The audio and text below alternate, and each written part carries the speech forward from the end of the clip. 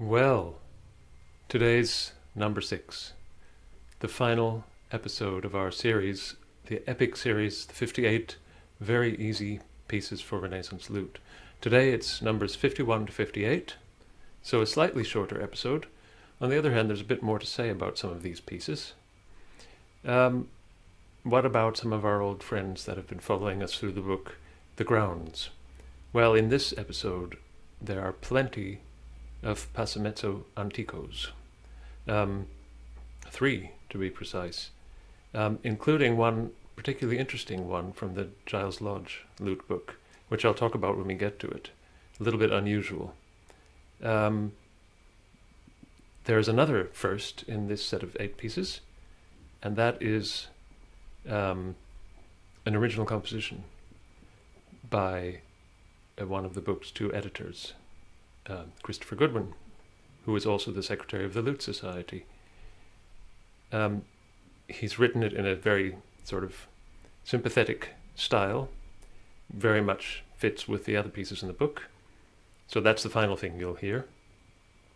Chris gets the last word. I want to thank the Early Music Shop very much for commissioning this series of videos, which I hope players of the lute will find useful, and people thinking of taking up the lute. Thanks also to the Lute Society, who published this wonderful volume, which is an inspired selection of pieces and has been useful over the years in my teaching, and hopefully has given pleasure to a lot of people. So I hope you enjoy this final set of pieces, and send me a comment. Let me know how you get on. Thank you. Enjoy the music.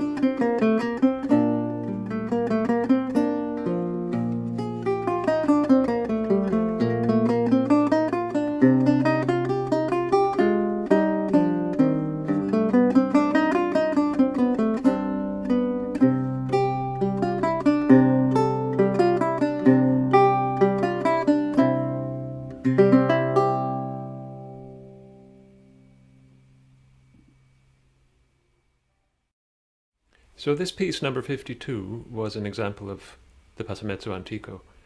But a couple of episodes ago I talked a little bit about the stretching of grounds, and this illustrates it perfectly. Each stage in the ground, so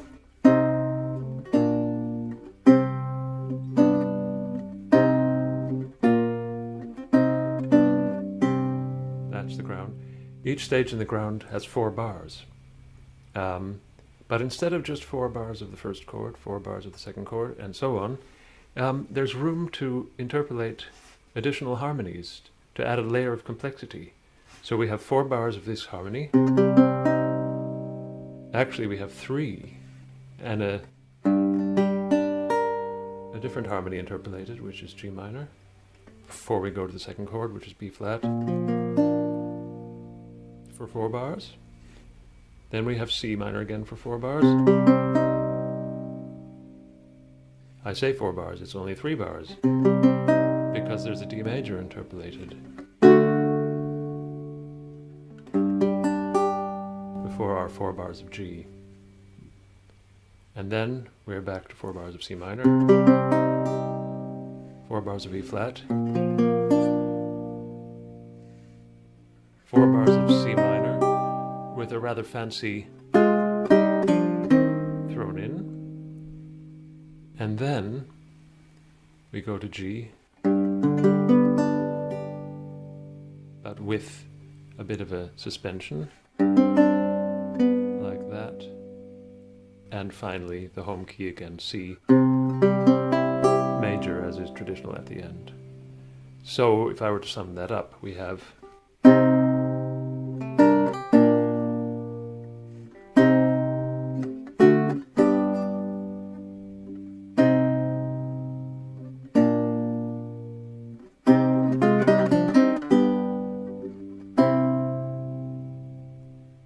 so it's what you might call a fancier version, a more intricate version of the Passamezzo Antico.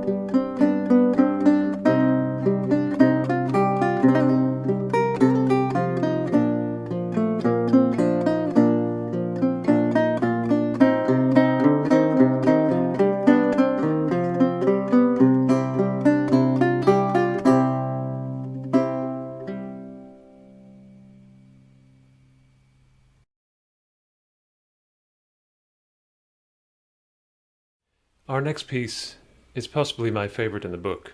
It's a lovely tune from the Italian collection of pieces that I talked about last time. It's interesting in a number of ways. For one thing, like many Italian pieces of the time, it's notated in duple time, so it looks on the page like 1, 2, 1, 2, 1, 2, and so on. But it's very much organized in 3, really, and the way it's notated in the manuscript masks the underlying rhythm, which is groups of 3, sometimes in what you could call 3-2, and sometimes in what you could call 6-4. So it goes back and forth between groups, 2 groups of 3 and 3 groups of 2. So 1, 2, 3, 1, 2, and 3, and 1, 2, and 3, and 1, 2, 3, and 1, 2, 3. So that device, that technique of going back and forth between 3-2 and 6-4 is very common for a long period in the Renaissance and early Baroque. And indeed, much later, too. The other thing that to me is so beguiling about this piece is the wonderful sequence of harmonies. We begin G minor, goes to C major, which in itself is magical, and then D major, and back to G. That's the first section. And the second section begins with G major, going to D major, going to F major, to C major, going to D. That is another really magical sequence, I think. And then G major, to F, to C, to D, G. And for our final section, we have G major to G minor, D minor, to F, to C,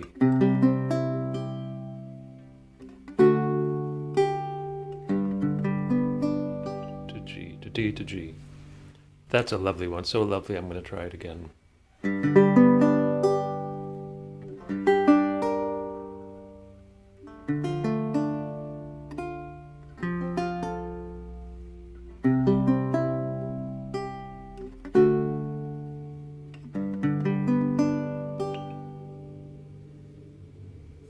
With traffic noise, can't be helped.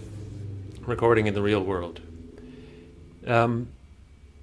So I thought I would speak before playing this piece because I wanted you to be able to listen out for some of those interesting things. The unusual triple time rhythm, well, not so unusual, but not visible on the page, that's the interesting thing.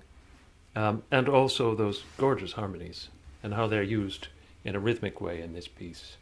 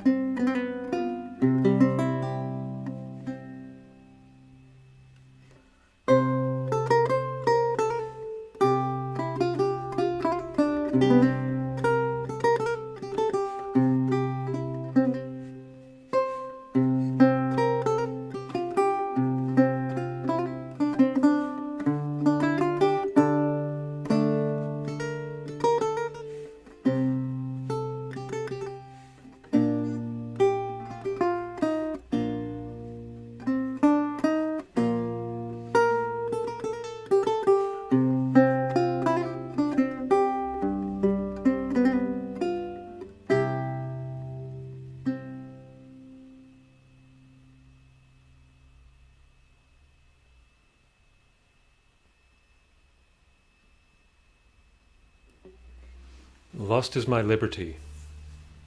A bit of a lockdown anthem.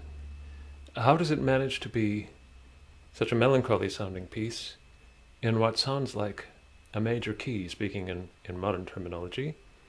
It seems to be in C. But if you look a bit more closely, you realize it's modal. It's in what we would call Mixolydian mode in modern times. The natural home of that key, in other words, if you want to play that mode on only white keys on a keyboard, would be in G. Because F to G at the end is a whole tone. This is a transposed Mixolydian. And it has a sort of wistfulness that it wouldn't have if it were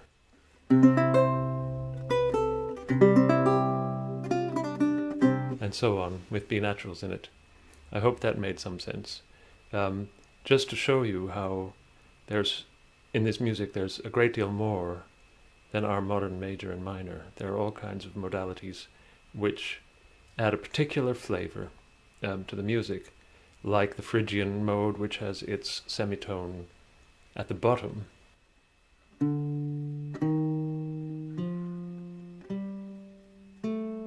Which is sort of dark and mysterious, or the Lydian mode, which has a semitone here,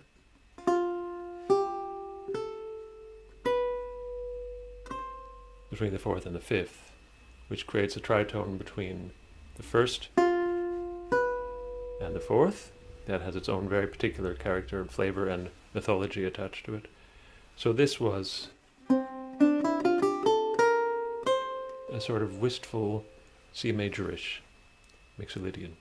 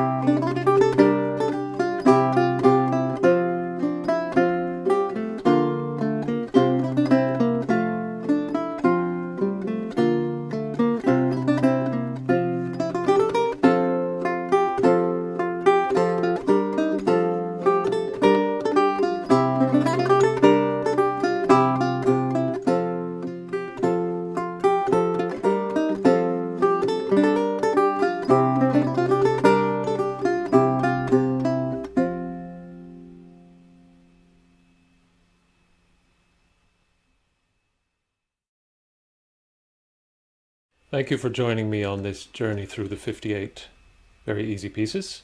Don't know what I'll do with my time now. I want to say again a few special thanks. First and foremost, to the Early Music Shop for commissioning this series of videos. Secondly, also to the Lute Society for producing this marvelous book. To the editors Chris Goodwin and John Robinson. Keep an eye out for a new edition in the pipeline. Meanwhile, this is available from the Early Music Shop and from the Lute Society direct. I also want to thank Andy Rutherford in New York, who made this wonderful lute in 1997, I believe, which has done a lot of mileage with me and which I've always loved. It's a 6-course late 16th century Modal lute, copy of an original by Gerle, with a very particular shape of back, which is very much after the original, Gerle. The back on the original, however, is made of ivory, and this is a beautiful piece of ash. So thanks, Andy, for your marvelous lute. It's still going strong. I'm sure I've forgotten others that I should definitely thank Susanna Pell, my wife, and Edie Heringman, my daughter, because they let me take over the music room every Saturday for the last 6 weeks. And I spent a lot of time with headphones on editing the final results. So now they can stomp around the house again without worrying so much. So many thanks to them.